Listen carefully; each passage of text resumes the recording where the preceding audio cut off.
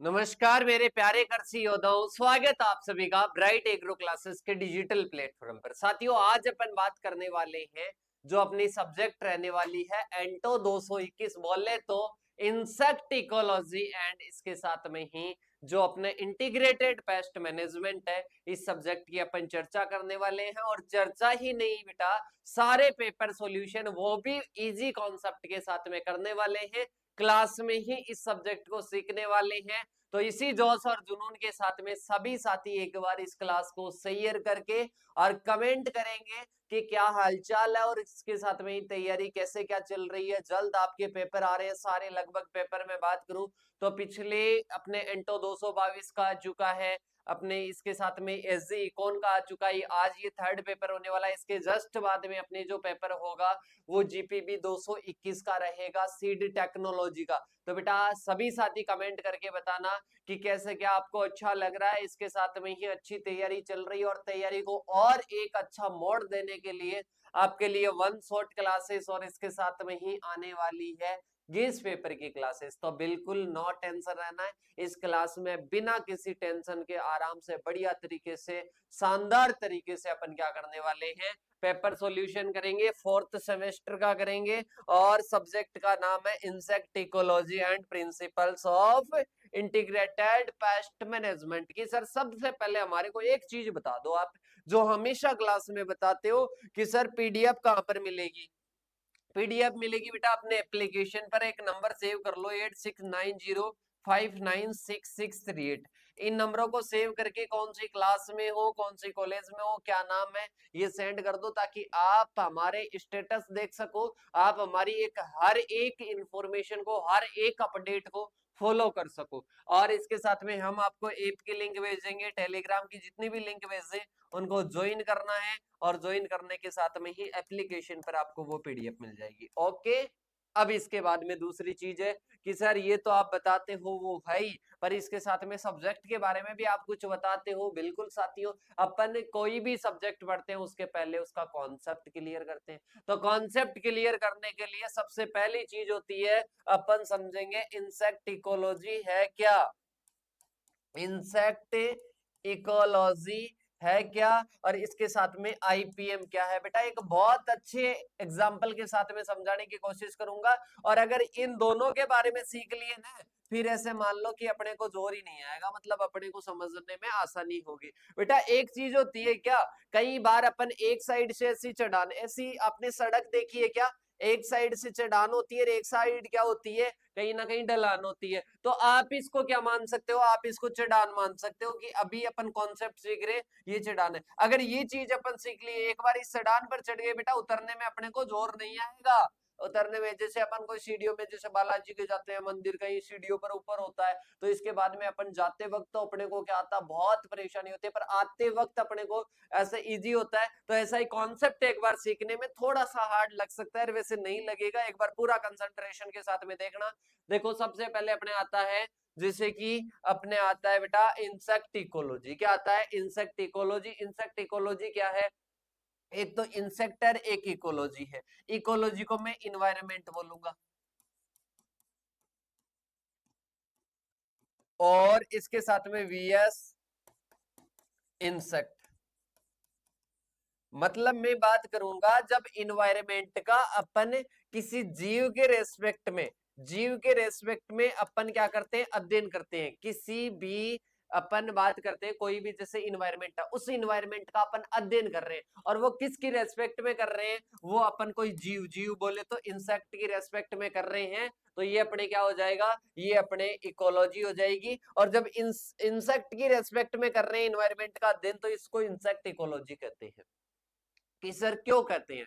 अब बेटा आप हमारे को एक चीज बताओ, अपनी इकोलॉजी पढ़ी तभी तो अपने को पता चलता है कि 45 से 50 डिग्री सेंटीग्रेड अगर टेम्परेचर हो जाता है ना, तो इंसान की जो बॉडी स्ट्रक्चर है और इसके साथ में जो सिस्टम्स है ना, वो काम करना क्या हो जाते हैं, प्रभावित हो जाते हैं। और 55 डिग्री सेंटीग्रेड पर क्या हो जाएगा, 55 डिग्री सेंटीग्रेड पर तो और भी ज्यादा प्रभावित हो जाएंगे। मतलब यहां से अपने को ये चीज का पता चल रहा है कि इन्वायरमेंट में जितनी भी चीजें हैं उनकी रेस्पेक्ट में अपना अध्ययन किया गया कि अपने लिए कौन सी चीजें अनुकूल है, कौन सी चीजें प्रतिकूल है। अनुकूल मतलब अपने को बनाए रखना है और प्रतिकूल मतलब अपने को नष्ट करना है। अब अपने को कोई व्यक्ति चाहेगी अपने को नष्ट करना है, तो अपने को नष्ट करने के लिए ज्यादा कुछ नहीं करना पड़ेगा, टेम्परेचर बढ़ाना पड़ेगा। और 60 डिग्री सेंटीग्रेड जैसे ही होगा तो भाई साहब तहस नहस हो जाएगा, सारा क्या हो जाएगा, तहस नहस हो जाएगा। मतलब इसी प्रकार से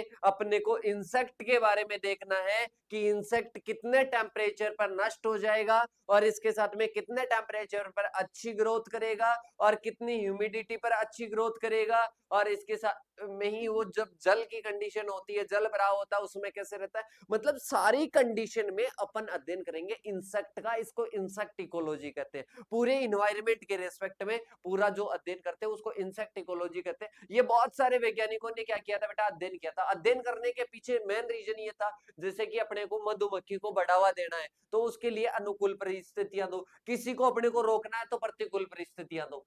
क्या देनी है, प्रतिकूल परिस्थितियां देनी। तो अनुकूल और प्रतिकूल दो चीजें हो गई। एक अनुकूल मतलब अपने को बढ़ावा देना है, एक प्रतिकूल मतलब अपने को रोकना है। तो दो चीजें हो गई। तो इसमें क्या होता है, इंसेक्ट इकोलॉजी का अपन अध्ययन करते हैं तो बेटा इनका मैनेजमेंट में ये बहुत महत्वपूर्ण रोल अदा करती है। भाई साहब अपन किसी व्यक्ति के बारे में कोई समझ जाए कि इसकी कमजोरियां क्या है और इसकी मजबूती क्या है, ठीक है, तो उन चीजों का कहीं ना कहीं अपन अध्ययन करते हैं इंसेक्ट को, तो उसको इंसेक्ट इकोलॉजी कहते हैं। इंसेक्ट को कौन कौन से कारक प्रभावित कर सकते हैं उसके बारे में भी अपने को इसमें अध्ययन करना होता है। फिर आता है बेटा आईपीएम। आईपीएम की अगर मैं बात करता हूं तो जैसे कि मैंने पहले भी एक एग्जांपल बताया था, जैसे कि अपने कोई घर के अंदर कोई चूहा घुस जाता है, अपने घर के अंदर चूहा घुस जाता है तो इसके साथ में ही सभी घर वाले क्या हो जाते हैं, तैनात हो जाते हैं। कोई तो क्या लेकर आएगा, पिंजरा लेकर आएगा, ठीक है, मतलब उसको क्या करते हैं, पकड़ने का एक उपकरण होता है कि कोई तो वो लेकर आएगा।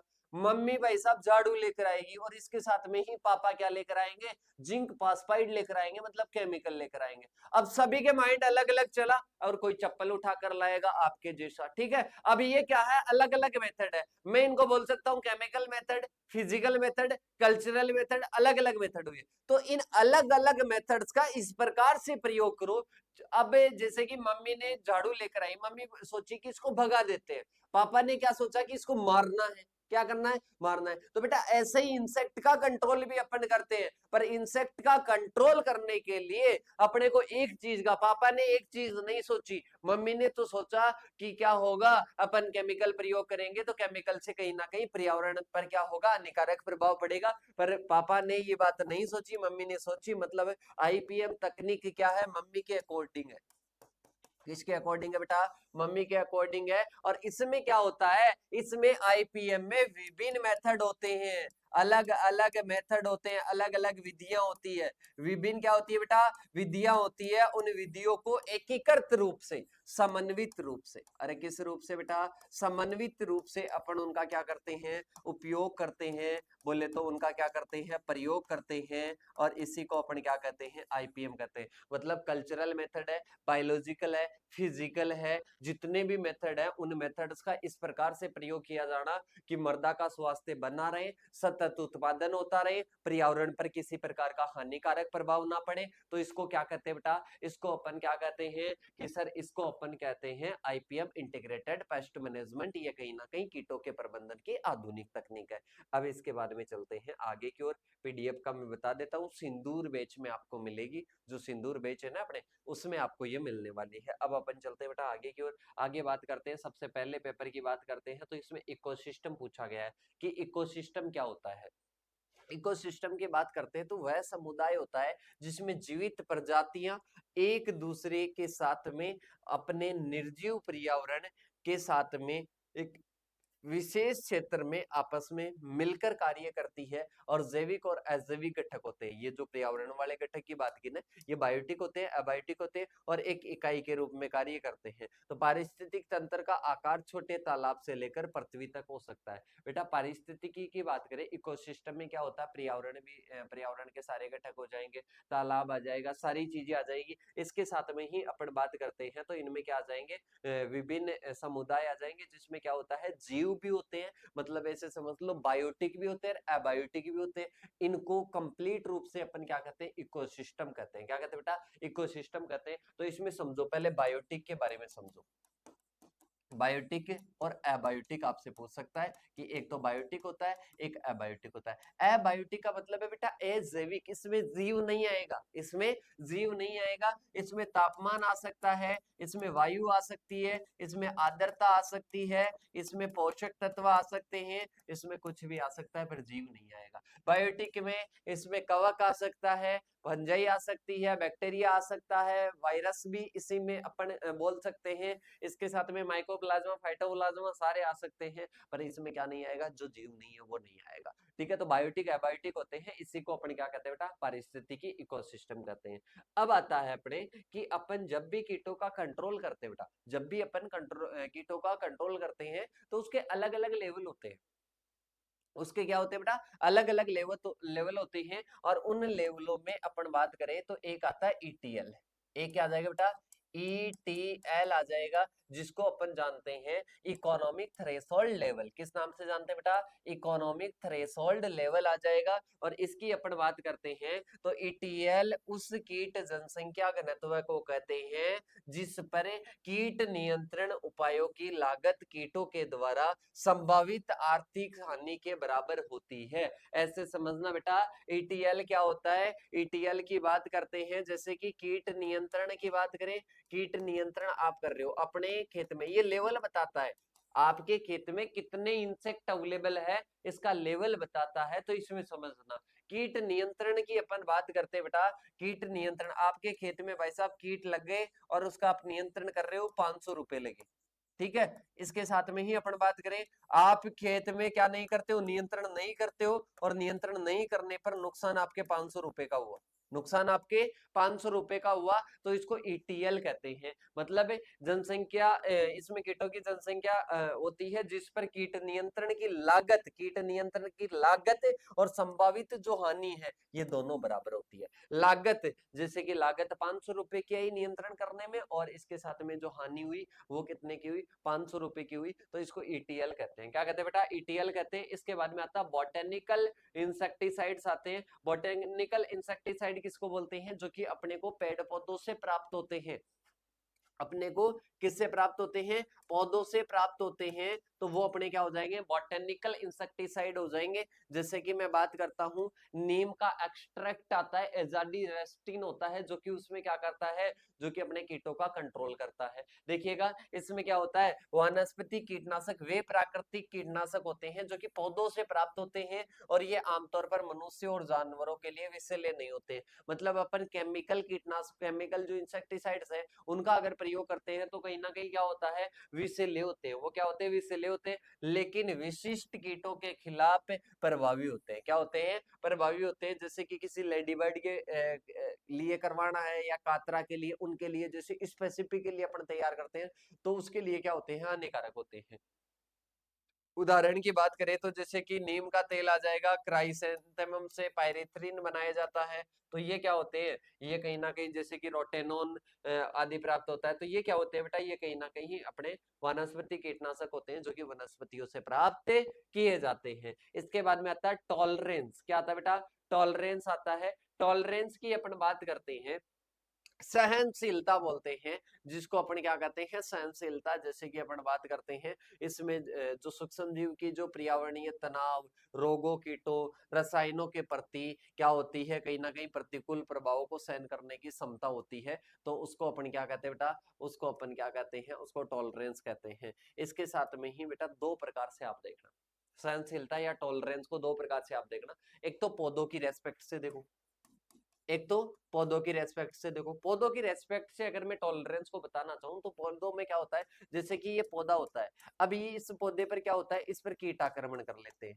इंसेक्ट इकोलॉजी पढ़ रहे हैं तो यही बताऊंगा मैं तो, कि इसमें अगर कीटों का आक्रमण होता है, कीटों का आक्रमण होता है, तो ये क्या कर लेता है, ये प्लांट कहीं ना कहीं सहन कर लेता है। ये प्लांट क्या कर लेता है, सहन कर लेता है, तो ये क्या हो जाएगी, सहनशीलता हो जाएगी। दूसरी सहनशीलता है कि ये अपना कोई प्लांट है, ये अपना क्या है बेटा, कोई प्लांट है, और ये क्या कर लेता है, इसको सहन कर लेता है, दूसरी भी यही आएगी। ठीक है, दूसरी भी यही आएगी। मतलब इसमें क्या होता है, अपना प्लांट होता है और वो कीटों को क्या कर लेता है कि भाई तू रहने दे, तू जो करे कर ले, मेरे कुछ भी नहीं बिगड़ने वाला है, तू जो करे वो कर ले, मेरे कुछ भी नहीं बिगड़ने वाला है। इसको क्या कहते हैं, टॉलरेंस कहते हैं। मतलब सहनशीलता का मतलब होता है कि सहन करने की क्षमता। कृषि में अपन बात करें, सहनशीलता का मतलब होता है फसलों की क्षमता जो कि कीटों के प्रतिकूल परिस्थितियों से उत्पन्न नुकसान से बचकर ठीक होकर बिना उत्पादन की हानि के वो जीवित रहता है ना।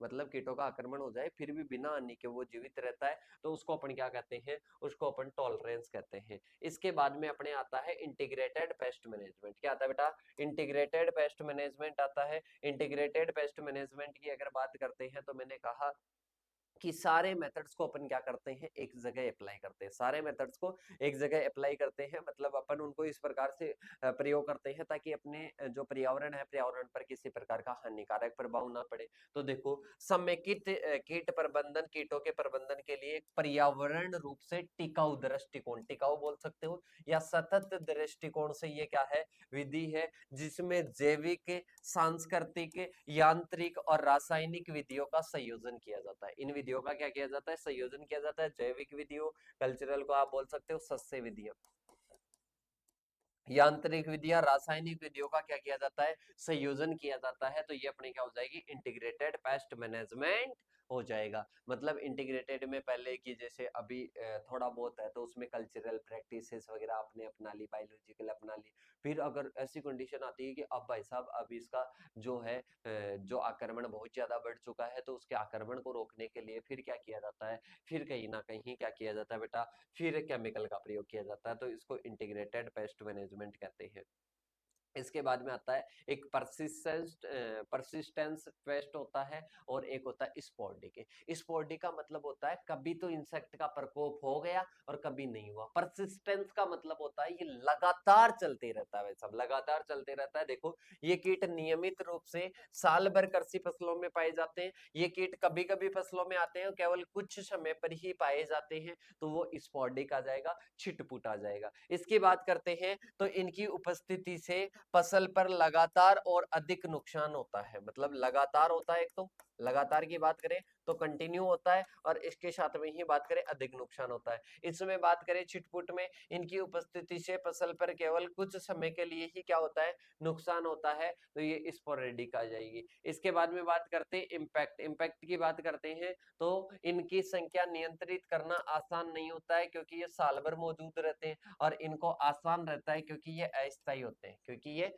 अस्थायी होते हैं, लगातार नहीं बने रहते हैं। इसके बाद में आता है उदाहरण की बात करते हैं, जैसे कि लॉकस्ट आ जाएगा, टिड्डी दल, सफेद मक्खी या व्हाइट फ्लाई आ जाएगा। इसके साथ में ही इनमें बटरफ्लाईज आ जाएगी, और इसके साथ में रूट वर्म आ जाएगी। तो ये क्या होते हैं बेटा, ये कहीं ना कहीं अपने अंतर हो जाएगा, ये अपने अंतर हो जाएगा। एक होता है स्पोर्डिक। स्पोर्डिक की बात करें तो छिटपुट, छिटपुट की बात करते हैं, कभी होता है आक्रमण और कभी नहीं होता है। एक होता है परसिस्टेंट, मतलब ये क्या होता है, लगातार बने रहते हैं, तो परसिस्टेंट हो जाएंगे। इसके बाद में अपन बात करते हैं बेटा आगे की ओर, और आगे अपने पास में आता है, ब्रीफली अपने को बताना है किसके बारे में, बायोटिक फैक्टर्स ऑफ इन्वायरमेंट है। एक तो क्या होते हैं बेटा, एबायोटिक होते हैं। इन्वायरमेंट के दो फैक्टर्स होते हैं बेटा, एक एबायोटिक होते हैं। एबायोटिक का मैंने कहा था तापमान हो गया, प्रकाश हो गया, आर्द्रता हो गई, आर्द्रता हो गई, वायु हो गई, पोषक तत्व हो गए।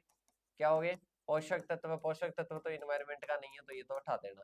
ठीक है, वर्षा वगैरह हो गई। तो ये क्या होते हैं, एबायोटिक। बायोटिक के बारे में पूछ रहा है, तो बायोटिक के बारे में इंग्लिश वाले तो इंग्लिश में देखना। अब इसके बाद में अपन बात करते हैं आगे की ओर।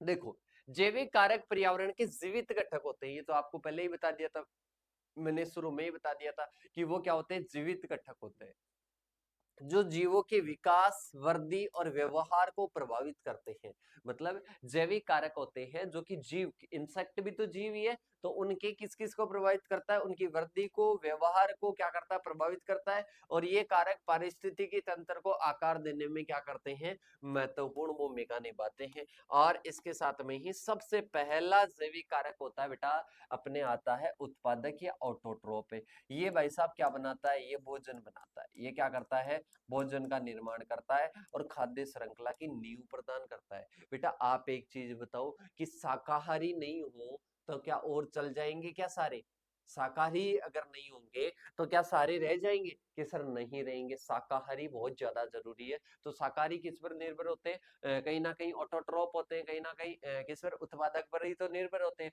तो पौधे और अन्य प्रकाश संश्लेषी जीव जो कि सूर्य के प्रकाश से अपना भोजन का निर्माण करते हैं और खाद्य श्रृंखला को क्या करते हैं, नींव प्रदान करते हैं, फाउंडेशन प्रदान करते हैं। तो ये क्या हो जाएगा, पहला ऑटोट्रॉप हो जाएगा, बोले तो अपने उत्पादक हो जाएगा। फिर इसके बाद में आता है उपभोक्ता हेटेरोट्रोप, मतलब ये अपना भोजन खुद नहीं बनाता है, ये कहीं ना कहीं किसी दूसरे पर निर्भर होता है। इनको बोलते हैं हेटेरोट्रोप। क्या बोलते हैं बेटा? हेटेरोट्रोप कहते हैं कि वे जानवर जो कि क्या होते हैं, भोजन के लिए उत्पादकों या उपभोक्ताओं पर क्या होते हैं, निर्भर होते हैं। और इनमें क्या होते हैं, शाकाहारी, मांसाहारी और सर्वाहारी क्या होते हैं, शामिल होते हैं। शाकाहारी हो जाएगा, मांसाहारी हो जाएगा और सर्वाहारी क्या होते हैं, शामिल होते हैं, जो कि क्या होते हैं, कहीं ना कहीं दूसरों पर, जैसे कि अपन है, अपन भी हेटेरोट्रोप है।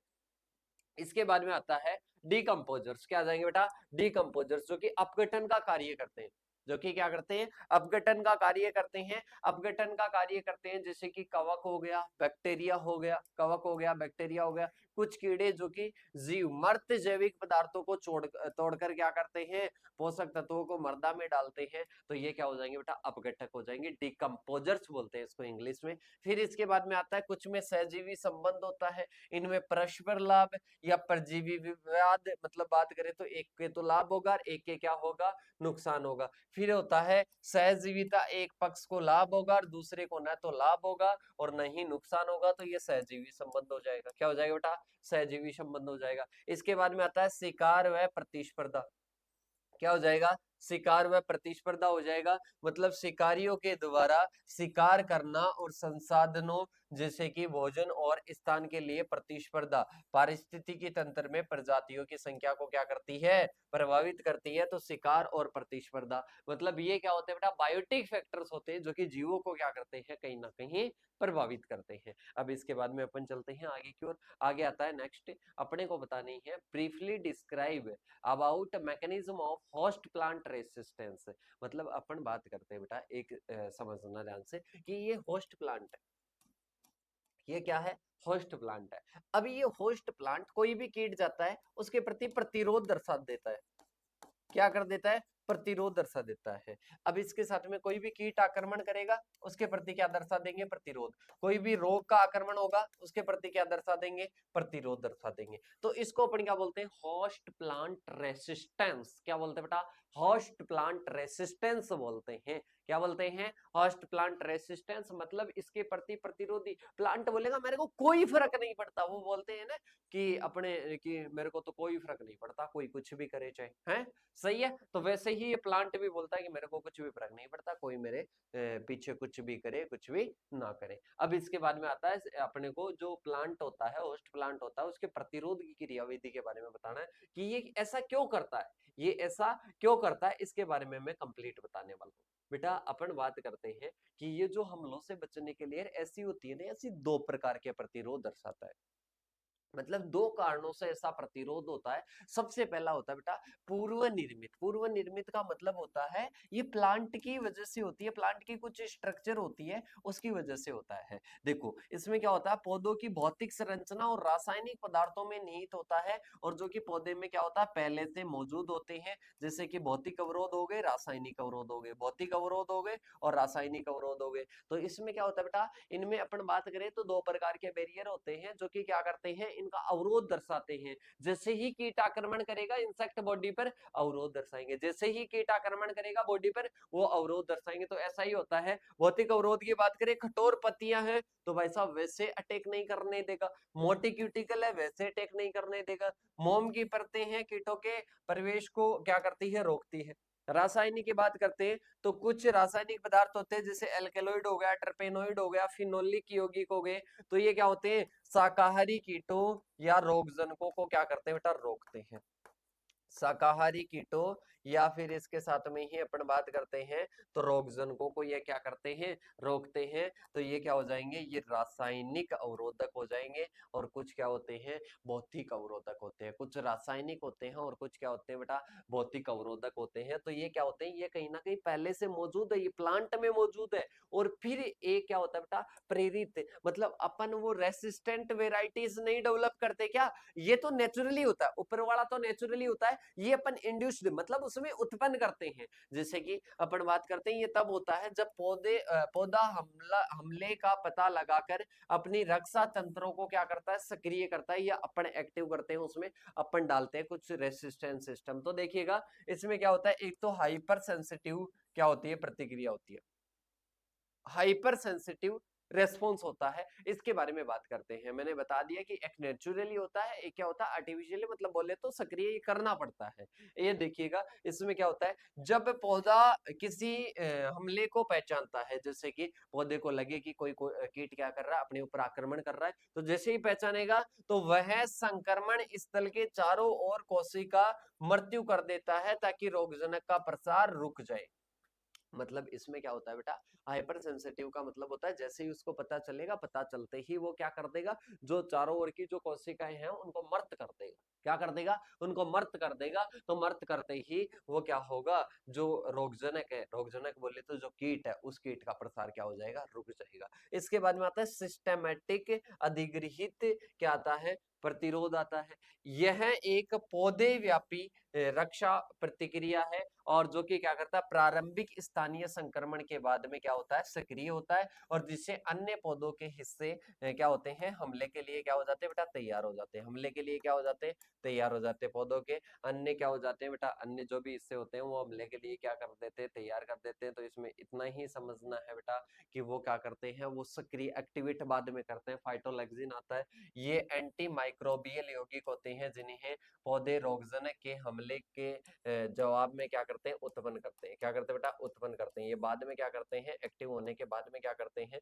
कहीं ना कहीं रिलीज करते हैं, और फिर ये क्या करते हैं, कहीं ना कहीं अटैक करते हैं। इसके बाद में आता बेटा अपने को कल्चरल कंट्रोल पर क्या बताना है। कल्चरल कंट्रोल पर अपने को टिप्पणी देनी है कि कल्चरल कंट्रोल क्या होता है, इंसेक्ट्स का कल्चरल कंट्रोल क्या होता है। तो कल्चरल की बात करते हैं तो सस्य संबंधित आता है। वैसे कल्चरल को क्या बोलते हैं, सस्य संबंधी उपाय बताते हैं। तो देखो इसमें अपन बात करते हैं, या कृषि संबंधी बोल सकते हो। तो इनमें क्या होती है, नियंत्रण की उन प्रथाओं को कहा जाता है जो कि पर्यावरण, फसल और इसके साथ में ही इनको बदल कर अपन कीट को क्या कर देते हैं, कीट की जनसंख्या का मैनेजमेंट कर देते हैं। या तो अपन पर्यावरण में कुछ हेर बदल करेंगे, या इसके साथ में ही जो बुआई वगैरह है, फसल वगैरह में कुछ चेंज करेंगे, या उत्पादन प्रणाली में कुछ चेंज कर देंगे। इससे क्या हो जाएगा, जो जनसंख्या है कीटों की वो क्या हो जाएगी, कहीं ना कहीं प्रबंधित हो जाएगी। यह एक निवारक तकनीक है, मतलब इसमें क्या करते हैं, इसमें कहीं ना कहीं अपन इनसे बचते हैं, और जिसका उद्देश्य स्थितियों को कम करना है, कीटों के विकास को बढ़ावा देती है।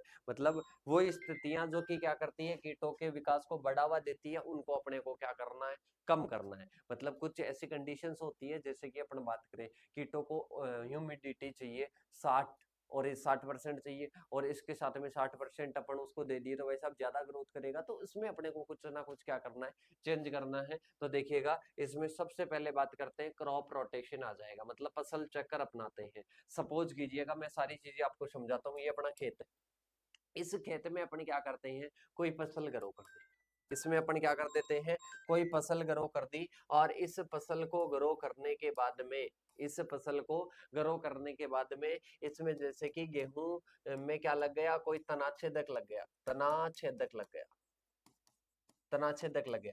अब इसमें क्या होगा बेटा, इसमें नेक्स्ट क्रॉप अब की बार आपने बोया, और इसके बाद में आपने कोई खरीफ में बो दी दूसरी, फिर खरीफ में तो नहीं होगा, पर इसके बाद में वापस जैसे ही बोओगे तो वापस वो क्या हो जाएगा, वापस अटैक कर लेगा इस पर। तो इससे बचने का एक उपाय है कि 3 साल तक इसको बोओ मत, और 3 साल में इस गेहूं के तने छेदक का क्या होगा, गेहूं के तने छेदक का कहीं ना कहीं क्या हो जाएगा बेटा, मैनेजमेंट हो जाएगा। इसका कहीं ना कहीं क्या हो जाएगा, मैनेजमेंट हो जाएगा। तो ये अपने क्या होता है, ये कहीं ना कहीं क्रॉप रोटेशन होता है। इसमें एक ही खेत में क्या होता है, एक ही खेत में समय के साथ में एक नियोजित क्रम, अपन नियोजित क्रम में क्या करते हैं, फसलें ग्रो करते हैं, उसको बोलते हैं क्रॉप रोटेशन। क्या बोलते हैं बेटा, क्रॉप रोटेशन बोलते हैं। और यह उन कीटों और रोगों के निर्माण को रोकता है जो कि विशेष फसलों पर क्या होते हैं, निर्भर होते हैं। मतलब जैसे कि मैंने कहा कि गेहूं पर ही निर्भर है, तो भाई सब गेहूं के अलावा बाकी फसल लगा देंगे 3 साल तक, फिर वो क्या हो जाएंगे, नष्ट हो जाएंगे, उनको भोजन ही नहीं मिलेगा।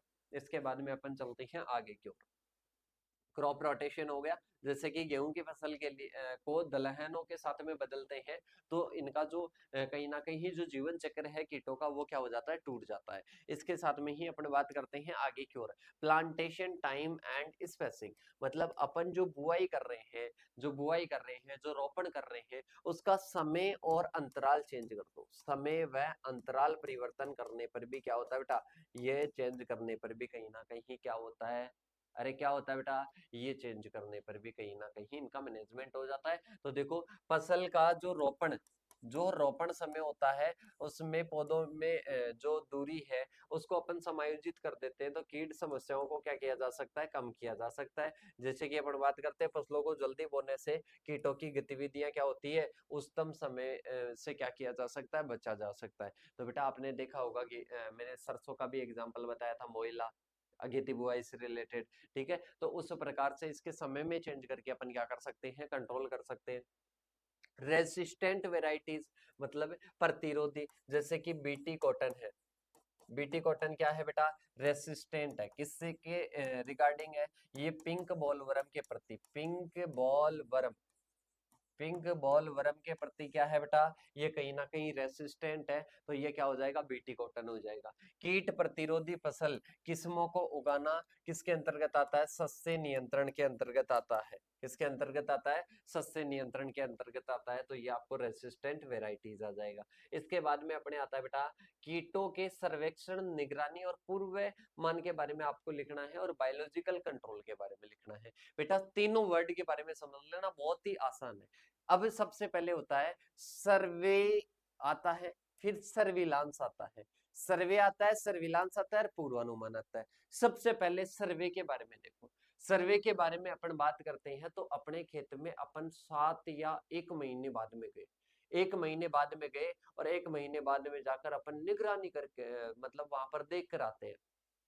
क्या देख कर आते हैं कि कीटों का कितना आक्रमण हुआ, कितना नहीं हुआ, वो सारी चीजें देख ली। ओके, इसके बाद में आता है नेक्स्ट, 1 महीने बाद में जाते हैं, वही सर्वे करके आते हैं।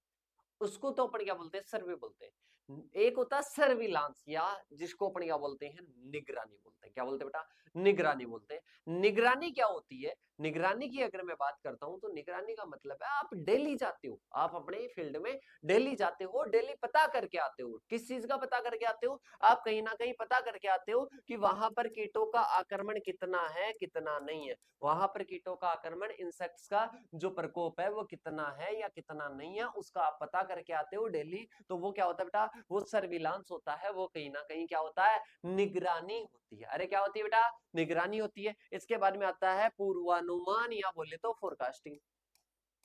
पूर्वानुमान या क्या बोलते हैं, फोरकास्टिंग होती है। क्या होती है, फोरकास्टिंग होती है। फोरकास्टिंग की बात करते हैं, तो ये क्या होता है बेटा, ये अपन कीटों का पता लगा लेते हैं। जैसे वेदर का फोरकास्टिंग होता है, वैसे इंसेक्ट का फोरकास्टिंग होता है। अपन पता लगा लेते हैं कि कीटों का आक्रमण कब होगा, कब नहीं होगा, कब कीटों का आक्रमण होगा, कब नहीं होगा। तो ये क्या होता है, ये कहीं ना कहीं इंसेक्ट्स का क्या होता है, पूर्वानुमान होता है। मतलब पहले पता लगा लेते हैं, तो वो क्या होता है, वो फोरकास्टिंग होता है। तो तीनों वर्ड समझ में आए। डेली जाते हो तो सर्विलांस, अगर बार बार जाते हो मतलब कुछ बीच में स्पेस के साथ में जाते हो, अंतराल के पास में जाते हो, तो वो क्या होता है, वो कहीं ना कहीं सर्वे होता है। डेली जाते हो तो सर्विलांस। देखो, सर्वे का मतलब है कि कीट, जनसंख्या, उनके वितरण और जो नुकसान पहुंचाते हैं उनके बारे में नियमित डेटा एकत्र करना। और इसके साथ में ही यह कीटों के प्रमुख क्षेत्रों की क्या करता है, कहीं ना कहीं पहचान करने और उनके मौसमी पैटर्न को समझने में क्या करता है, मदद करता है। और इसके साथ में ही अपन बात करते हैं, वो तो क्या है बेटा, नियमित। नियमित का मतलब ये नहीं है रोजाना, डेली। इसमें है कि निगरानी एक कीट जनसंख्या की निरंतर कंटिन्यूअस का मतलब है डेली, जिससे उनके विकास चरण और व्यवहार को क्या किया जा सकता है, ट्रैक किया जा सकता है। तो ये क्या होता है बेटा, ये सर्विलांस होता है। सर्विलांस की बात करते हैं रेगुलर होता है, और सर्वे की बात करते हैं तो कभी कभी होता है। निगरानी यह निर्धारित करने में मदद करता है कि क्या कीट नियंत्रण उपायों को लागू करने की आवश्यकता है, या यदि प्राकृतिक शिकारियों के द्वारा कीटों को नियंत्रण में रखा जा सकता है। तो ये सर्विलांस होता है नियमित रूप से। इसके बाद में अपन चलते हैं पूर्वानुमान में। अब क्या आ जाएगा, पूर्वानुमान आ जाएगा। पूर्वानुमान की बात करते हैं तो पर्यावरणीय कारकों और इसके साथ में ही कीट जीवन चक्र ऐतिहासिक डेटा का अध्ययन करके कीटों के प्रकोप का पूर्वानुमान मतलब पहले पता कर लेते हैं। पहले पता कर लेते हैं तो वो क्या हो जाएगा, वो अपने पूर्वानुमान आ जाएगा। पूर्वानुमान किसानों को अग्रिम कार्यवाही करने में क्या करता है, मदद करता है, जैसे कि सही समय पर कीटनाशकों का प्रयोग करना और कीट जनसंख्या के बहुत बढ़ने से पहले लाभकारी जीवों को क्या करना, पेश करना। तो ये क्या होता है बेटा, फोरकास्टिंग होता है। ये क्या होता है, कहीं ना कहीं अपने फोरकास्टिंग होता है। इसके बाद में अपन चलते हैं बेटा आगे की ओर। आगे आता है बायोलॉजिकल कंट्रोल। क्या आ जाएगा, अपने बायोलॉजिकल कंट्रोल आ जाएगा, जिसको अपन जैविक नियंत्रण कहते हैं। जिसको क्या कहते हैं, जैविक नियंत्रण कहते हैं। क्या आ जाएगा, जैविक नियंत्रण आ जाएगा। बोले तो बायोलॉजिकल कंट्रोल आ जाएगा। बायोलॉजिकल कंट्रोल की बात करते हैं तो इसमें जीवों के द्वारा करते हैं। किसके द्वारा करते हैं बेटा, जीवों के द्वारा। जब अपन इंसेक्ट का कंट्रोल करते हैं तो वो बायोलॉजिकल कंट्रोल आता है। और इसमें देखो सबसे पहले इसमें अपन क्या करते हैं, जैविक नियंत्रण में कीट जनसंख्या को प्रबंधन करने के लिए प्राकृतिक शिकारियों का मतलब, जैसा कि आपने देखा होगा पक्षी वगैरह होते हैं वो कीटों का भक्षण कर लेते हैं, तो वो प्राकृतिक शत्रु बोल सकते हो आप उनको, नेचुरल इनेमी बोल सकते हो आप उनको। इसके साथ में ही परजीवियों का, जैसे कि अपन बात करते हैं कोई भी अपने कोई भी परजीवी होता है वो क्या होता है, होस्ट पर जाकर, जैसे कि अपने शरीर में क्या आ गई बेटा, अपने शरीर में जू हो गई। अब वो जू क्या करती है, वो जू तुरंत तो इफेक्ट डालेगी नहीं, पर धीरे धीरे इफेक्ट डालती डालती डालती डालती वो क्या कर देगी बेटा, अपने को कमजोर कर देगी, अपने को नष्ट कर देगी। ठीक है, तो ये होता है। इसके बाद में आता है अपने को रोगजनकों का उपयोग करना। मतलब रोगजनकों का, जैसे कि कवक के द्वारा कोई इंसेक्ट में डिजीज फैल रही है,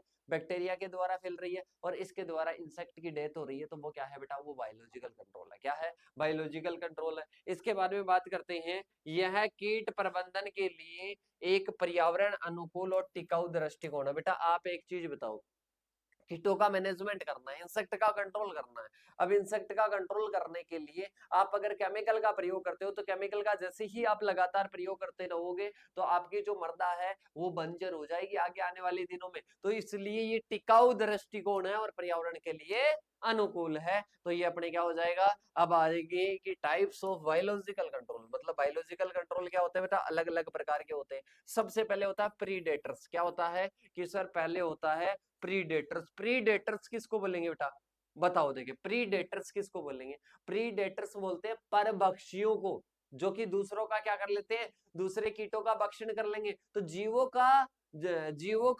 के द्वारा क्या हो रहा है, कंट्रोल हो रहा है, तो उसको बायोलॉजिकल कंट्रोल कहते हैं। जैसे कि इंसेक्ट भी जीव है और वो जो आगे मारने वाला है वो भी जीव है। तो देखो इसमें क्या होता है, शिकारियों के द्वारा या परभक्षी वे जीव होते हैं जो सीधे कीटों को खाते हैं। जैसे कि इसमें क्या आ जाएगा, लेडी बग्स जो है वो क्या करती है, एफिड पर हमला करती है, या लेडी बर्ड बीटल आप बोल सकते हो। वो क्या करती है, एफिड पर क्या करती है बेटा, अचानक क्या करती है, हमला करती है और उसको क्या कर देती है, उसको डैमेज कर देती है, उसको नष्ट कर देती है। तो वो क्या हो जाएगा, प्रीडेटर हो जाएगा। प्रीडेटर के बाद में आता है बेटा पैरासाइट। पैरासाइट का मैंने कहा जैसे कि वो क्या करते हैं, वो आक्रमण करते हैं इंसेक्ट पर, क्या होंगे, परजीवी के रूप में रहेंगे, भोजन प्राप्त करेंगे और खून चूसेंगे उनका, और उसके बाद में क्या कर लेंगे बेटा, उसके बाद में उनको कमजोर करके उनकी मृत्यु कर देंगे। तो ये क्या होता है, परजीवी एक मेजबान पर या उसके अंदर रहता है और उसे क्या कर देता है, अंततः मार देता है। ये बात करते हैं तो परजीवी ततैया जो कि क्या करती है, कीटों पर अंडे देती है और इसके लार्वा कीट को क्या कर लेते हैं, खा लेते हैं। तो ये समझना बेटा, ये क्या होता है, परजीवी होता है। बेटा सारी चीजें अगर कॉन्सेप्ट के साथ में सीखोगे ना तो याद हो जाएगी, और कॉन्सेप्ट को ध्यान नहीं देकर कहीं ना कहीं और ध्यान है, क्लास चलते हुए भी कोई और ध्यान है, तो बेटा गलत बात है। ओके, तो देखो आगे की ओर बात करते हैं पैथोजन। पैथोजन की बात करते हैं तो पैथोजन में क्या आ जाएगा, पैथोजन में जैसे कि कवक होते हैं और इसके साथ में ही अपन बात करें बैक्टीरिया होते हैं, वायरस होते हैं। बेटा ये डिजीज जैसे अपने अंदर, जैसे अपन जीव है तो अपने अंदर ये जैसे डिजीज उत्पन्न करते हैं ना, वैसे ही ये डिजीज उत्पन्न करते हैं किसमें, वैसे ही ये डिजीज उत्पन्न करते हैं कीटों में या इंसेक्ट्स में। तो यहाँ पर आता है कि रोगजनक जैसे कि फंजाई हो गया, बैक्टीरिया हो गया, वायरस हो गया, कीटों को क्या करते हैं, संक्रमित करते हैं और उन्हें कमजोर कर देते हैं या मार डालते हैं। तो ये क्या हो जाएगा बेटा, ये कहीं ना कहीं पैथोजेंस हो जाएगा। क्या हो जाएगा, पैथोजेंस हो जाएगा। जैसे कि ब्यूवेरिया जो बेसियाना है, वो कवक कई प्रकार के कीटों के खिलाफ क्या होता है, प्रभावी होता है, मतलब उनमें क्या करता है, रोग उत्पन्न करता है, उनमें क्या करता है, रोग उत्पन्न करता है। इसके बाद में बात करते हैं एडवांटेज क्या क्या है बायोलॉजिकल कंट्रोल के। तो इसमें आता है ये एक तो क्या है बेटा, इको फ्रेंडली है, मतलब पर्यावरण से क्या रखता है, दोस्ती रखता है। इसके बाद में आता है ये दीर्घकालिक समाधान करता है। इसके साथ में ही जैसे कि कोई प्राकृतिक शत्रु है तो प्राकृतिक शत्रु तो रहेगा ही। जैसे मैं किसी का शत्रु हूँ बेटा, मैं किसी का शत्रु हूँ तो मैं तो यहीं पर रहने वाला हूँ, मेरा शत्रु रहेगा तो मैं उसको क्या कर दूंगा, भगा दूंगा, उसको क्या कर दूंगा बेटा, भगा दूंगा। तो ये क्या हो जाएगा, प्राकृतिक शत्रु हो जाएगा। रासायनिक कीटनाशकों को क्या करता है, उनकी आवश्यकता को कम कर देगा। तो ये क्या होते हैं, एडवांटेज होते हैं। एडवांटेज के बाद में आती है चैलेंजेस। चैलेंजेस में बात करते हैं तो जैविक नियंत्रण में क्या होता है, एक तो निगरानी की सर्विलांस जरूरी है, और इसके साथ में ही अपन बात करें पर्यावरण की परिस्थितियों पर भी क्या करता है, ये डिपेंड करता है। और कहीं ना कहीं कभी कभी जो नेचुरल एनिमी है वो स्थापित करने से प्रभावी नियंत्रण नहीं कर पाते हैं, समय लग जाता है। इसके बाद में आता है नेक्स्ट क्वेश्चन, सूक्ष्म जीव नियंत्रण और कीट प्रबंधन में इसका महत्व आपको बताना है। माइक्रोबियल क्या आ जाएगा बेटा, माइक्रोबियल क्या आ जाएगा, माइक्रोबियल कंट्रोल आ जाएगा। और माइक्रोबियल कंट्रोल का क्या बताना है, माइक्रोबियल कंट्रोल का बताना है, और कीट प्रबंधन में इसका क्या महत्व होता है वो समझाना है। माइक्रोबियल को आप समझो माइक्रो ऑर्गेनिज्म, क्या समझो बेटा, माइक्रो ऑर्गेनिज्म समझो। और माइक्रो ऑर्गेनिज्म क्या करते हैं, माइक्रो ऑर्गेनिज्म इंसेक्ट का कंट्रोल करते हैं, कीटों का क्या करते हैं, नियंत्रण करते हैं। तो इसमें क्या हो जाएगा, माइक्रोबियल कंट्रोल की बात करते हैं तो माइक्रो ऑर्गेनिज्म की सहायता से कीटों का कंट्रोल किया जाता है, कीटों का प्रबंधन किया जाता है। इसके साथ में ही सबसे पहले अपन बात करते हैं माइक्रोबियल जो कंट्रोल है वो क्या होता है। देखो सूक्ष्म जीव नियंत्रण में बैक्टीरिया, ये क्या है बेटा, माइक्रो ऑर्गेनिज्म है, कवक है, वायरस, प्रोटोजोआ, ये सूक्ष्म जीव क्या करते हैं, इनका प्रयोग करते हैं सूक्ष्म जीव नियंत्रण में। और जो कि कीट जनसंख्या को नियंत्रित करने में मदद करता है। और ये सूक्ष्म जीव या तो सीधे या अप्रत्यक्ष रूप से कीटों को लक्षित करते हैं और उन्हें बीमार करते हैं, उन्हें कमजोर करते हैं, अंततः उनकी मृत्यु का कारण बन जाते हैं। और मृत्यु होना ही, कीटों की मृत्यु होना ही तो क्या है, मृत्यु होना ही तो क्या है बेटा, मृत्यु होना ही तो कंट्रोल है, मृत्यु होना ही तो क्या है, कंट्रोल है। तो ये क्या हो जाएगा, ये कहीं ना कहीं इंसेक्ट का माइक्रोबियल कंट्रोल हो जाएगा, जो कि माइक्रो ऑर्गेनिज्म के द्वारा अपन क्या करते हैं, अपन कंट्रोल करते हैं, बैक्टीरिया के द्वारा, वायरस के द्वारा, प्रोटोजोआ के द्वारा क्या करते हैं, कंट्रोल करते हैं। इसके बाद में अपन चलते हैं बेटा आगे की ओर, आगे आते हैं। इसमें सूक्ष्म जीवों में सबसे पहले बात करते हैं तो बैक्टीरिया आ जाएगा, क्या आ जाएगा, बैक्टीरिया आ जाएगा। बैक्टीरिया की बात करते हैं तो बीटी तो आपने अच्छे से सुना है क्या, बैसिलस thuringiensis, बैसिलस thuringiensis। और इसके साथ में ही बीटी कॉटन, बीटी कॉटन, ये जो बीटी कॉटन है ना बेटा, ये बैक्टीरिया की देन है और बैक्टीरिया का नाम है बैसिलस thuringiensis। कौन सा आ जाएगा, बैसिलस thuringiensis आ जाएगा। देखो बीटी कॉटन एक प्रसिद्ध बैक्टीरिया है जो कि सूक्ष्म जीव नियंत्रण में क्या किया जाता है, प्रयोग किया जाता है। और इसके साथ में ही सूक्ष्म जीव का मतलब क्या है, माइक्रोबियल कंट्रोल में यूज लिया जाता है। और ऐसे विषाक्त पदार्थ उत्पन्न करता है जो कि कुछ कीटों के लिए हानिप्रद होते हैं, कुछ के लिए तो क्या होते हैं, हानिकारक होते हैं, लेकिन मनुष्य, जानवरों और इसके साथ में लाभकारी कीटों के लिए क्या होते हैं, हानि रहित होते हैं। बेटा बैक्टीरिया क्या होते हैं, कुछ बैक्टीरिया जैसे कि बीटी कॉटन की बात की, बैसिलस thuringiensis बैक्टीरिया के द्वारा, ये क्या होते हैं, ये कुछ कीटों के लिए हानिकारक होते हैं। टारगेटेड उनके वही कीट रहते हैं, ये ना तो कोई लाभदायक कीटों को नुकसान पहुंचाएंगे, ना ही मनुष्य को, ना ही जानवरों को क्या करेंगे, नुकसान पहुंचाएंगे। तो ये क्या हो जाएंगे, बैक्टीरिया हो जाएंगे सबसे पहले। इसके बाद में आता है बेटा फंजाई। फंजाई भी क्या करता है,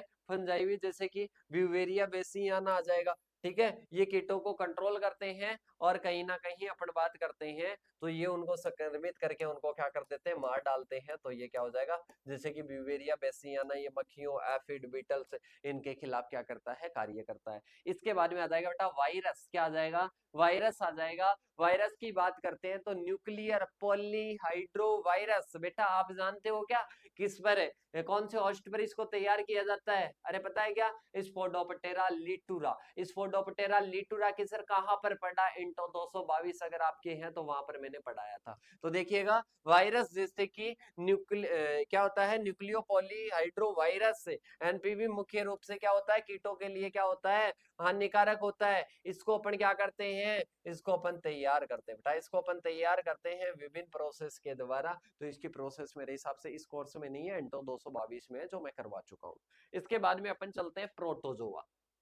प्रोटोजोआ भी माइक्रोबियल कंट्रोल में काम में आता है। देखो प्रोटोजोआ जैसे कि नोसेमा जो प्रजाति है वो कीटों को संक्रमित करती है, उनकी प्रजनन क्षमता को कम करती है, उनकी प्रजनन क्षमता को क्या करती है बेटा, कम करती है। और कीट जनसंख्या में क्या आती है, कमी आती है। कीट जनसंख्या में क्या आती है, कमी आती है।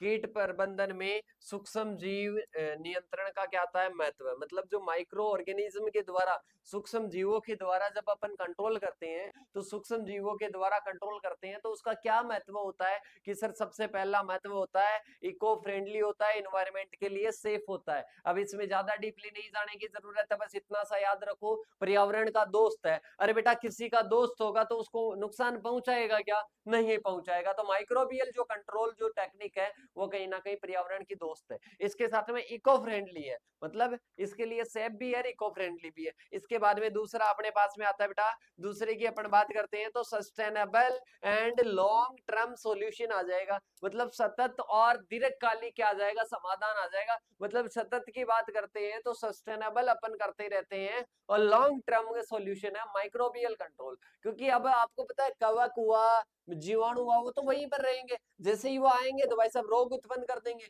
तो वो क्या हो जाएगा, ये सस्टेनेबल होता है, लॉन्ग टर्म होता है। अब सस्टेनेबल कब नहीं होगा, जब केमिकल का प्रयोग कर लेंगे। केमिकल का जो है ऐसे चला जाएगा, अवशेष चला जाएगा, वो तो वापस अटैक करेंगे, और केमिकल से कहीं ना कहीं पर्यावरण को भी नुकसान पहुंचेगा। इसके बाद में आता है बेटा, नेक्स्ट अपने आता है reduction in chemical pesticide use. अब अपन जो केमिकल्स का यूज करते हैं, माइक्रोबियल कंट्रोल जब करने लग जाएंगे तो इनका क्या हो जाएगा, जो यूज है वो रिडक्शन हो जाएगा, इनका उपयोग क्या हो जाएगा बेटा, कम हो जाएगा। इसके बाद में चलते हैं आगे की ओर, टारगेट स्पेसिफाई। मतलब जो माइक्रोबियल जो कंट्रोल होते हैं उसमें मैंने बैक्टीरिया वाले पॉइंट में बताया था, जैसे कि बीटी कॉटन है। अब बीटी कॉटन भाई साहब पिंक बॉलवर्म बोले तो गुलाबी सड़न कीट पर क्या होती है, कहीं ना कहीं ये क्या करती है, उस पर आक्रमण करती है और उसको क्या करती है, कंट्रोल करती है। तो क्या हो जाएगा, टारगेट इसके लिए स्पेसिफिक होता है, और वो स्पेसिफिक जैसे कि मैं नाम बताऊं तो क्या हो जाएगा, बीटी कॉटन हो जाएगा। क्या हो जाएगा, बैसिलस तुरिंजेंसिस हो जाएगा, बीटी कॉटन हो जाएगा। तो देखो इसमें क्या होता है बेटा, इसमें कहीं ना कहीं ये टारगेट स्पेसिफिक रहते हैं, ये लाभदायी कीटों वगैरह को नहीं मारते हैं, उनको टारगेट नहीं करते हैं। इसके बाद में आता है रेड्यूस रेसिस्टेंस डेवलपमेंट, मतलब प्रतिरोध विकास में क्या आती है, कमी आती है। बेटा कई बार क्या हो जाता है, केमिकल्स से क्या हो जाता है, प्रतिरोध उत्पन्न हो जाता है, कीटों में क्या हो जाता है, प्रतिरोध उत्पन्न हो जाता है। तो उसको कम करने के लिए, उसको कहीं ना कहीं कम करने के लिए क्या होता है, कहीं ना कहीं प्रतिरोध कम हो जाता है, और उससे क्या हो जाता है, जो कीट वगैरह है उन कीटों में अपन बात करें तो रेसिस्टेंस हो जाएगा। मतलब अब अपन माइक्रोबियल का यूज करने लगे, माइक्रोबियल का यूज करने लगे, मतलब उस रेसिस्टेंस का कोई फर्क नहीं पड़ेगा। ऐसे केमिकल से तो क्या हो जाएगा, रेसिस्टेंस तो उसका अल्टरनेट अपने को मिल गया।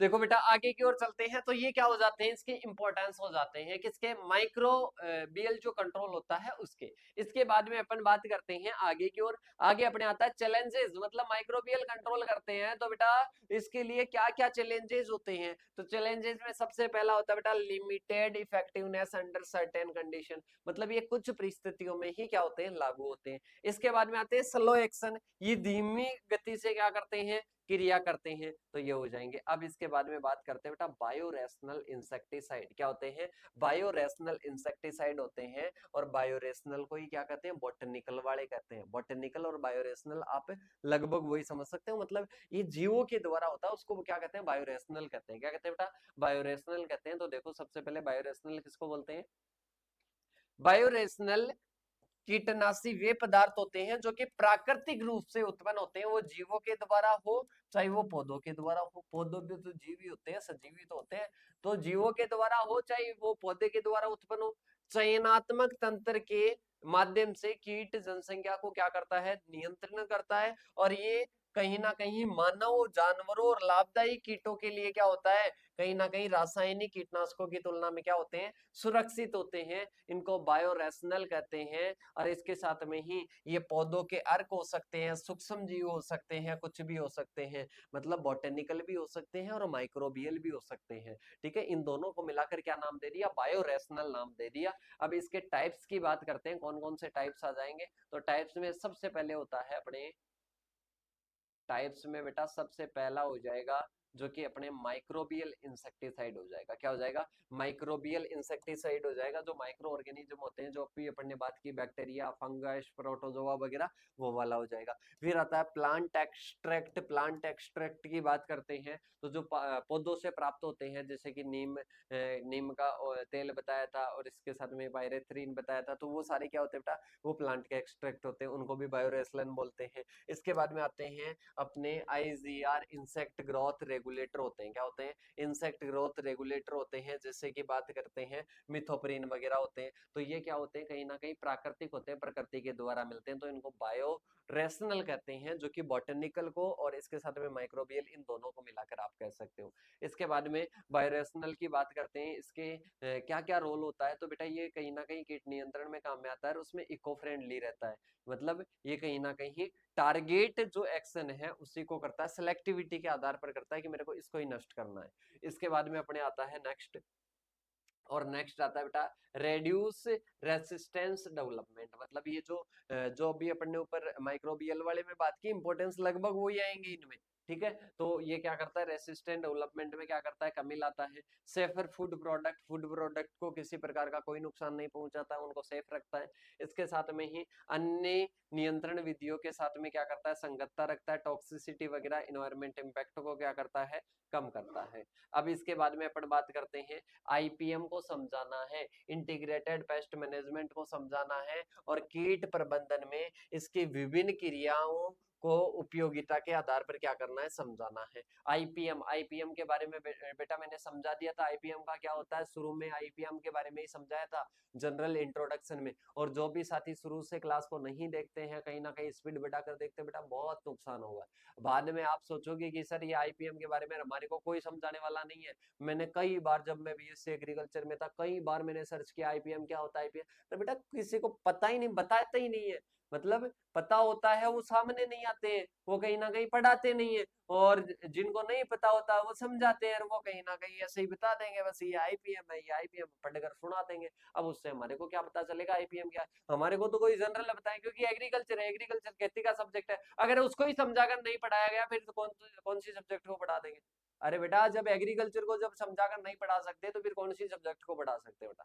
तो देखिएगा, इसमें बात करते हैं आईपीएम। आईपीएम क्या होता है, आईपीएम एक कंट्रोल की टेक्निक है, जिसमें क्या करते हैं, सभी को क्या करते हैं, पर्यावरण के प्रति संवेदनशील है। और कहीं ना कहीं इसमें जितनी भी जैविक हो गई, फिजिकल हो गई, और इनको कर्षक बोल दो या कल्चरल बोल दो, और रासायनिक विधियों का समायोजन है। और कहीं ना कहीं इनका मुख्य उद्देश्य होता है कि ये नियंत्रित तो करते हैं, मानव स्वास्थ्य को ध्यान में रखते हैं, लाभदायी जो कीट होते हैं उनको ध्यान में रखते हैं, और पर्यावरण को ध्यान में रखते हुए क्या करते हैं, इनको ध्यान में रखते हुए कंट्रोल करते हैं।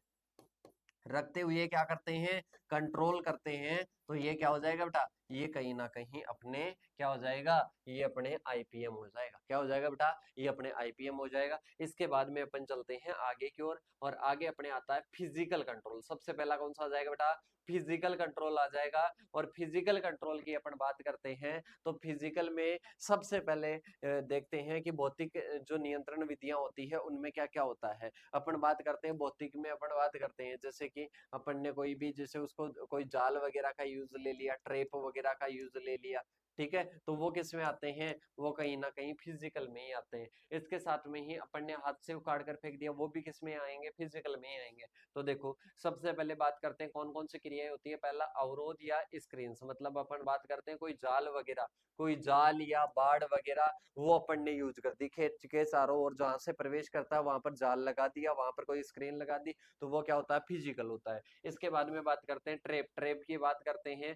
ट्रैप का मतलब क्या होता है, उनको आकर्षित करने के लिए, उनको पकड़ने के लिए, वही चिपचिपे पास हो गए, लाइट वाले हो गए, फिरामोन हो गए, इनका अपन क्या करते हैं, जैसे कि सेक्स फिरामोन हो गए, अलग अलग प्रकार के होते हैं। सेक्स फिरामोन में क्या होता है, जो मादा जननांगों से जो स्रावित पदार्थ होता है जिससे कीट आकर्षित होते हैं, नर कीट आकर्षित होते हैं, उसको क्या कर दिया जाता है, ट्रैप लगाकर पूरे खेत में लगा दिया जाता है। अब कीट भ्रमित हो जाएगा, नर कीट भ्रमित हो जाएगा और वो चिपक कर किसी ना किसी से क्या हो जाएगा, मर जाएगा। अब इसके बाद में आता है उनका टेम्परेचर कंट्रोल करके, जैसे कि अपन बात करेंगे, अपन इंसेक्ट इकोलॉजी में यही तो अध्ययन करते हैं, कौन से टेम्परेचर पर कौन सा ज्यादा क्या होता है, डेवलप होता है। तो उन चीजों की अपन कहीं ना कहीं स्टडी करके, उन चीजों का कहीं ना कहीं अपन अध्ययन करके, और फिर अपन ज्ञात करते हैं कि कौन से पर वो ज्यादा डेवलप होते हैं, कौन से पर वो कहीं ना कहीं उनकी डेथ होती है। तो या तो फ्रीजिंग पॉइंट पर या हाई टेम्परेचर पर, जिस पर भी उनकी मृत्यु होगी तो उस टेम्परेचर पर कहीं ना कहीं उनको लेकर जाएंगे। इसके बाद में अपन बात करते हैं मैकेनिकल इंप्रूव आता है, सॉरी मैकेनिकल रिमूव आता है। मैकेनिकल रिमूव की बात करते हैं तो वो क्या होता है, यांत्रिक तरीके से क्या करते हैं, हटाते हैं, यांत्रिक तरीके से उसको क्या किया जाता है, उसको हटाया जाता है। तो ये क्या हो जाएंगे, मैकेनिकल रिमूवल आ जाएंगे। इसके बाद में आता है मल्चिंग, क्या आता है बेटा, मल्चिंग आता है। और मल्चिंग अपन किसको बोलते हैं, मल्चिंग अपन बोलते हैं कहीं ना कहीं एक प्रकार की भौतिक विधि होती है। और इसमें क्या करते हैं, इसमें जैसे कि अपना ये खेत है, इस खेत पर क्या कर देते हैं, एक पॉलीथीन की परत बिछा दी, क्या बिछा दी, पॉलीथीन की परत बिछा दी, घास फूस बिछा दिया। अब अंदर जो भी इंसेक्ट है वो क्या हो जाएंगे, अंदर का टेम्परेचर क्या हो जाएगा, टेम्परेचर हाई हो जाएगा, और उससे अंदर वाले जो इंसेक्ट है उनकी डेथ हो जाएगी। अंदर वाले इंसेक्ट की क्या हो जाएगी, डेथ हो जाएगी, अंदर टेम्परेचर हाई हो जाएगा और अंदर वाले इंसेक्ट क्या हो जाएंगे, मर जाएंगे। क्या हो जाएंगे बेटा, मर जाएंगे। तो क्या होता है, ये मल्चिंग होता है। इसके बाद में अपने आता है नेक्स्ट पेपर, और नेक्स्ट पेपर आता है बेटा एग्रो इकोसिस्टम। क्या आता है, एग्रो इकोसिस्टम। एग्रो इकोसिस्टम में जैसे कि अपन बात करें, अपने जानवर वगैरह हो जाएंगे और इसके साथ में अपना खेत वगैरह हो जाएगा। तो जैसे कि पौधे हो गए, जानवर हो गए, सूक्ष्म जीव हो गए, उनके भौतिक वातावरण के बीच में, जो भौतिक पर्यावरण के बीच में जो संबंध होता है ना, उसको एग्रो इकोसिस्टम कहते हैं। पहले अपन ने इकोसिस्टम की बात की थी ओनली, ठीक है। अब इसके साथ में ही अपन बात करते हैं EIL आता है, जिसकी अपन बात करते हैं इकोनॉमिक इंजुरी लेवल। आर्थिक क्षति स्तर वह बिंदु होता है जिस पर कीटों के द्वारा होने वाली क्षति लागत कीट की नियंत्रण के बराबर होती है, तो उसको अपन क्या कहते हैं, इस स्तर के ऊपर क्या कहते हैं, कीट नियंत्रण अपन कहीं ना कहीं करते हैं। क्या करते हैं, कीट नियंत्रण करते हैं। तो ये क्या होता है, इंजुरी लेवल होता है। कौन सा होता है बेटा, इंजुरी लेवल होता है, इकोनॉमिक इंजुरी लेवल हो जाएगा, ठीक है। अब इसके बाद में अपन बात करते हैं बेटा आगे की ओर, आगे आता है सिस्टमैटिक इंसेक्टिसाइड। तो अपन इसकी बात करेंगे, तब तक के लिए आपको 1 मिनट का ब्रेक मिलता है बेटा।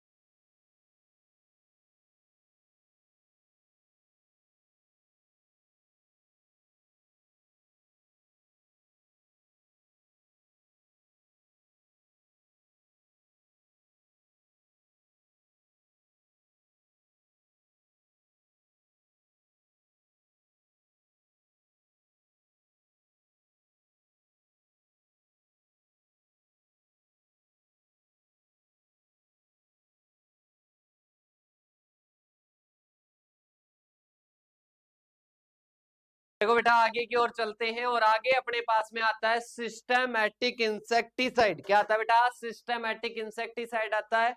एक सिस्टमैटिक होता है, एक कॉन्टेक्ट होता है। कौन सा होता है? एक सिस्टमैटिक होता है, एक कॉन्टेक्ट होता है। सिस्टमैटिक का मतलब है यहां पर छिड़कोगे पूरे शरीर में चला जाएगा, मतलब वो कहीं पर भी जाएगा और पूरे शरीर में चला जाएगा। एक होता है कॉन्टेक्ट में, जिस बाकी कॉन्टेक्ट में आएगा उसी को क्या करेगा? नष्ट करेगा। ठीक है, ये सिस्टमैटिक होता है। देखना ध्यान से कि इसमें क्या होता है, कीटनाशक एक प्रकार का कीटनाशक होता है जिसमें पौधे के द्वारा अवशोषित किया जाता है और पौधों के उत्कों में परिवर्तित होकर ये क्या करता है? फैलता है, अंदर ही अंदर फैलता है, तो ये सिस्टमैटिक हो जाएगा। ठीक है, इसके साथ में एक और डिफिनेशन अपन ने बात की थी अभी, किसकी?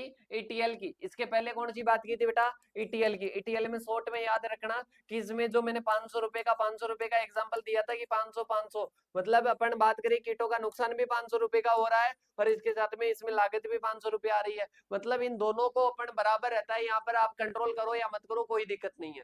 ठीक है, पर ईआईएल पर आपको करना जरूरी होता है, क्योंकि आपको पता है कहीं ना कहीं ये बराबर भी हो सकता है और कभी कभी ये क्या होता है, ज्यादा भी होता है। तो ईआईएल इंजरी लेवल, मतलब यहाँ पर इंजरी लेवल क्या हो जाता है? बढ़ जाता है। जहां कीटों के द्वारा होने वाली क्षति की लागत और कीट नियंत्रण की लागत के बराबर नहीं बेटा, ज्यादा लिख लेना आप यहाँ पर। क्या लिख लेना? ज्यादा लिख लेना कि ईआईएल हो जाएगा। इसके बाद में आ जाएगा सिस्टमैटिक। सिस्टमैटिक का मैंने बताया बेटा पूरे शरीर में क्या हो जाता है? फैल जाता है, पूरे शरीर में फैल जाता है। तो जैसे कि यहाँ के पर कांटेक्ट में आया और पूरे शरीर में फैल जाता है तो उसको सिस्टमैटिक कहते हैं। यहाँ पर कांटेक्ट में आया, इसी भाग को नष्ट करेगा तो उसको कॉन्टैक्ट कहते हैं।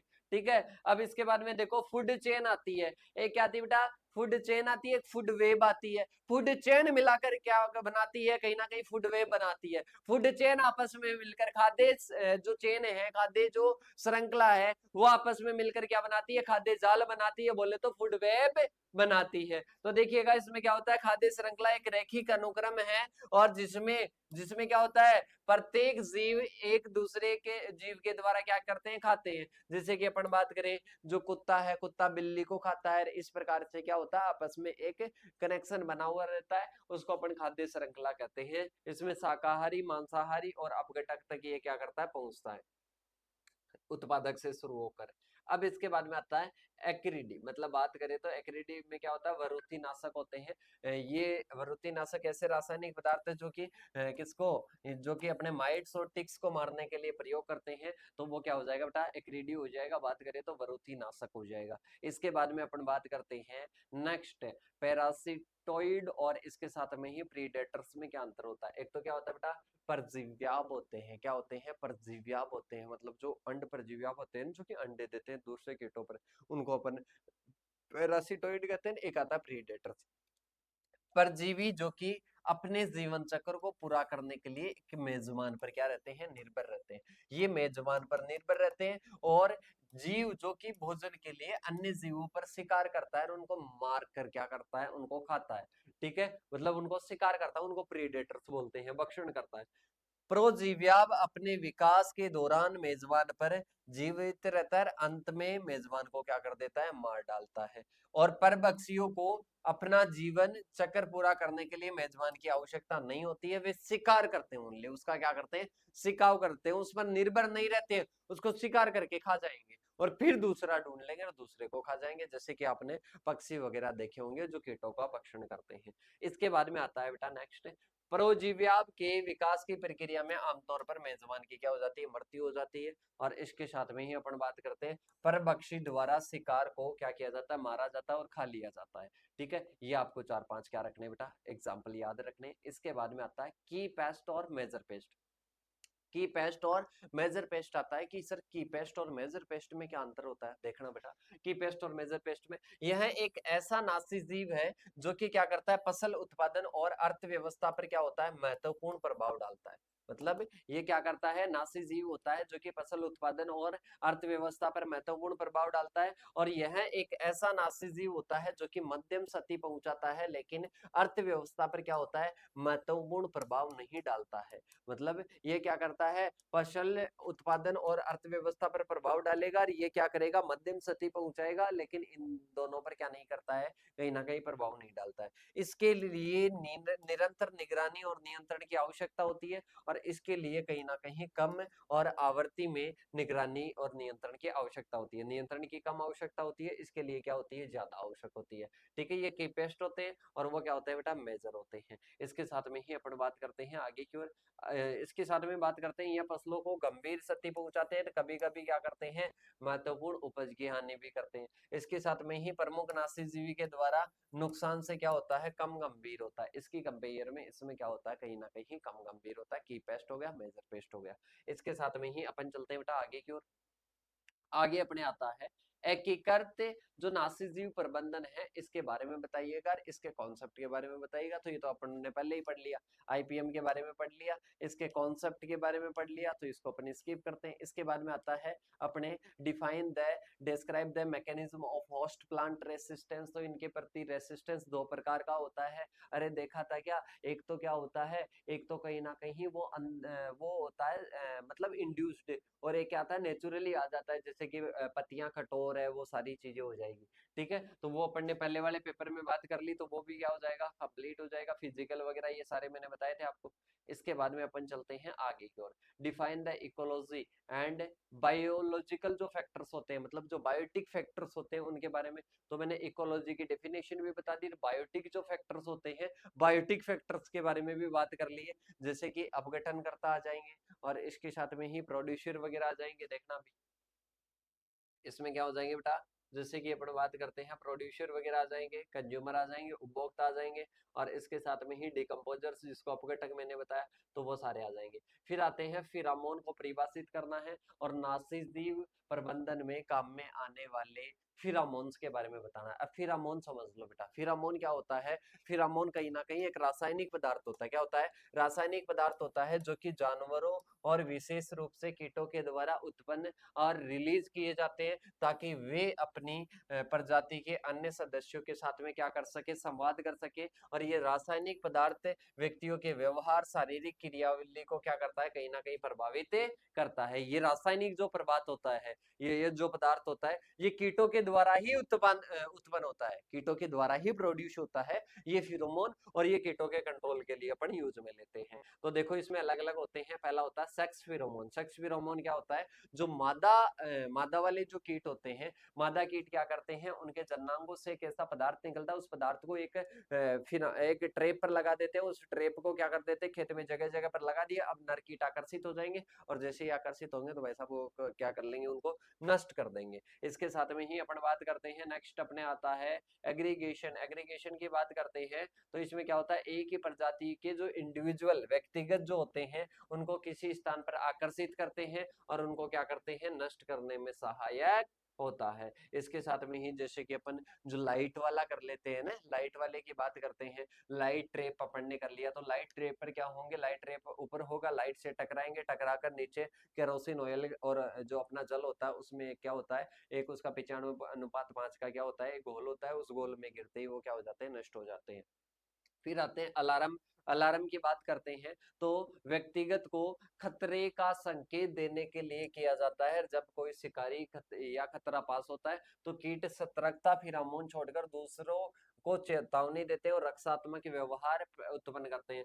तो इन फिरामोन का जो सामान्यतः नाशीजीव प्रबंधन में प्रत्यक्ष क्या नहीं करते हैं, इसका प्रयोग नहीं करते, लेकिन कीटों के व्यवहार को समझने के लिए कर सकते हैं। कि जैसे ही उनमें क्या होता है बेटा, जैसे ही उनमें क्या जाता है, जैसे ही उनमें सतर्कता वाला जो फिनोमेनन होता है, मतलब सतर्कता आती है उनमें, क्या आती है, वो कहीं ना कहीं अलार्म बजता है, और वो सारे क्या हो जाते हैं, सतर्क हो जाते हैं। इसके बाद में अपने रिपेलेंट फिरामोन आ जाएंगे, तो अलग अलग प्रकार के लाइट ट्रेप लिख लेना है। अब इसके बाद में आता है नाशी जीव प्रबंधन में कर्षण विधियों के बारे में बताना है, कल्चरल प्रैक्टिसेस, जिसके बारे में मैं बता चुका हूँ। ठीक है, कल्चरल प्रैक्टिसेस अपनी हो चुकी है, क्रॉप रोटेशन वगैरह, इंटरक्रॉपिंग वगैरह।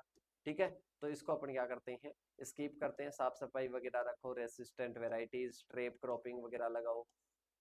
इसके बाद में बात करते हैं, अपने को क्या करना है, कीटनाशकों का वर्गीकरण करना है। क्या करना बेटा, कीटनाशकों का वर्गीकरण करना है, उनके प्रवेश करने के आधार पर, उनके कार्यवाही की विधि पर, और इसके साथ में ही रासायनिक प्रकृति के आधार पर। तो सबसे पहले अपन बात करते हैं classification based on mode of entry. उनकी एंट्री मतलब उनके प्रवेश के आधार पर, उनकी एंट्री के आधार पर उनका क्लासिफिकेशन आ जाएगा। तो देखो सबसे पहले होता है कॉन्टेक्ट, मतलब जैसे ही अपन कोई भी इंसेक्ट का क्या करते हैं, छिड़काव करते हैं, तो इंसेक्ट का छिड़काव कीटों के इतने भाग पर, अगर इतने भाग पर क्या होता है, इनका छिड़काव होता है, तो इतना ही भाग नष्ट होगा। इसको कॉन्टेक्ट हर्बिसाइड कहते हैं। सॉरी, हर्बिसाइड नहीं है, हर्बिसाइड भी ये होता है, पर अपन यहाँ पर बात कर रहे हैं किसकी, इंसेक्टिसाइड्स की बात कर रहे हैं। तो इंसेक्टिसाइड्स में अपन बात करते हैं, तो कॉन्टेक्ट किसको बोलेंगे, जो कि जहां पर कॉन्टेक्ट में आता है उसी भाग को क्या करेगा, नष्ट करेगा, तो उसको कॉन्टेक्ट इंसेक्टिसाइड्स कहते हैं। तो देखिएगा इसमें क्या होता है, ये कीटनाशक कीटों के सीधे संपर्क में आने पर उन्हें मारते हैं, और कीटों को प्रभावी होने पर इन्हें निगलने की क्या नहीं होती है, आवश्यकता नहीं होती है, निगलने की आवश्यकता नहीं होती है। और इसके साथ में ही अपन बात करते हैं नेक्स्ट, मेलाथियान हो जाएगा, डीडीटी हो जाएगा, संपर्क कीटनाशी है। एक आ जाएगा सिस्टेमेटिक्स। सिस्टेमेटिक्स का मैंने बताया बेटा, यहाँ पर छिड़काव कर दो, पूरी कोशिकाओं में, पूरे टिश्यूज में फैलकर क्या हो जाएगा, उनको नष्ट कर देगा। उनको क्या कर देगा बेटा, नष्ट कर देगा। तो ये सिस्टेमेटिक्स होता है कि यहाँ पर टच में आएगा और पूरे शरीर में क्या कर जाएगा, फैल जाएगा, तो इसको सिस्टेमेटिक्स बोलते हैं। देखो ये कीटनाशक पौधे द्वारा अवशोषित होते हैं और उत्कों में फैल जाते हैं, और जब कीट पौधों को खाते हैं और वे कीटनाशक सेवन करते हैं तो उन्हें मार देते हैं, तो ये क्या हो जाएंगे, सिस्टेमेटिक्स हो जाएंगे। जैसे कि इमिडाक्लोप्रिड आ जाएगा और एसिटामिप्रिड आ जाएगा। इसके बारे में बात करते हैं, फ्यूमिगेंट्स आता है। क्या आता है बेटा, फ्यूमिगेंट्स आता है। फ्यूमिगेंट्स की बात करते हैं तो धुआं करने वाले जो कीटनाशक होते हैं वो गैसीय रूप में होते हैं। किसके रूप में होते हैं बेटा, गैस के रूप में होते हैं, और वातावरण में प्रवेश करके कीटों के द्वारा क्या होते हैं, अवशोषित करते हैं। क्या करते हैं, कीटों के द्वारा अवशोषित होते हैं, तो ये क्या हो जाएंगे, गैसीय हो जाएंगे। मतलब जैसे कि अपन भंडारण में, कोई भंडारण एरिया है, स्टोरेज वाला है, अब उसमें अपन क्या नहीं कर सकते, उसमें कहीं ना कहीं अपन कीटों का कंट्रोल नहीं कर सकते हैं। किसके द्वारा, जो दो ऊपर वाले बात की है। अब अपने को करना हो भंडारण वाले में, तो उसमें गैसीय वाला प्रयोग करेंगे अपन। कौन सा करेंगे, ये वाले अपन क्या करेंगे, फ्यूमिगेंट्स अपन प्रयोग करेंगे। इसके बाद में आता है classification based on mode of action, मतलब कार्यवाही के आधार पर होते हैं। तो एक तो कॉन्टेक्ट पॉइजन होता है। क्या होता है बेटा, कॉन्टेक्ट पॉइजन होता है, मतलब ये कीटनाशक कीट की बाहरी सतह को शारीरिक रूप से नुकसान पहुंचाकर क्या करते हैं, मृत्यु का कारण बनते हैं। इसके बाद में आता है स्टोमच। स्टोमच की बात करते हैं, ये खाने के साथ में जाते हैं। ये किसके साथ में जाते हैं बेटा, खाने के साथ में जाते हैं, और पेट में जाकर, कहां पर, पाचन तंत्र में जाकर ये क्या करते हैं, कहीं ना कहीं विषाक्तता उत्पन्न करते हैं। जैसे कि बेंजीन हेक्साक्लोराइड आ जाएगा, BHC आ जाएगा। इसके बाद में बात करते हैं रिपेलेंट। रिपेलेंट बेटा हाल ही में अभी अपन मॉडर्न यूज करते हैं। रिपेलेंट क्या करते हैं, ये मारते नहीं है, कीटों को भगाने के लिए काम में लेते हैं। रिपेलेंट्स का प्रयोग किसमें करते हैं, कीटों को भगाने के लिए यूज करते हैं। तो ये क्या हो जाएंगे बेटा, रिपेलेंट्स हो जाएंगे, कि दूर भगाने के लिए, मारते नहीं है बेटा, कीटों को दूर भगाने के लिए। याद रखना, रिपेलेंट्स कीटों को मारते नहीं है, कीटों को दूर भगाने के लिए क्या लेते हैं, काम में लेते हैं, तो रिपेलेंट्स हो जाएंगे। Classification based on chemical. Chemical की बात करते हैं तो ऑर्गेनोक्लोरीन आ जाएगा। क्या आ जाएगा बेटा, ऑर्गेनोक्लोरीन आ जाएगा, जिनकी रासायनिक संरचना में क्या होता है, क्लोरीन शामिल होता है। डीडीटी एग्जांपल याद रखना। ऑर्गेनोफॉस्फेट, जिनमें क्या होता है, फास्फेट शामिल होता है, उदाहरण के लिए मेलाथियन याद रखना। बस इतना ही याद रखना, ज्यादा डीपली नहीं। पायरेथ्रोइड आ जाएगा। पायरेथ्रोइड में क्या क्या आ जाएगा, उदाहरण के लिए साइपरमेथ्रिन याद रखना और परमेथ्रिन याद रखना।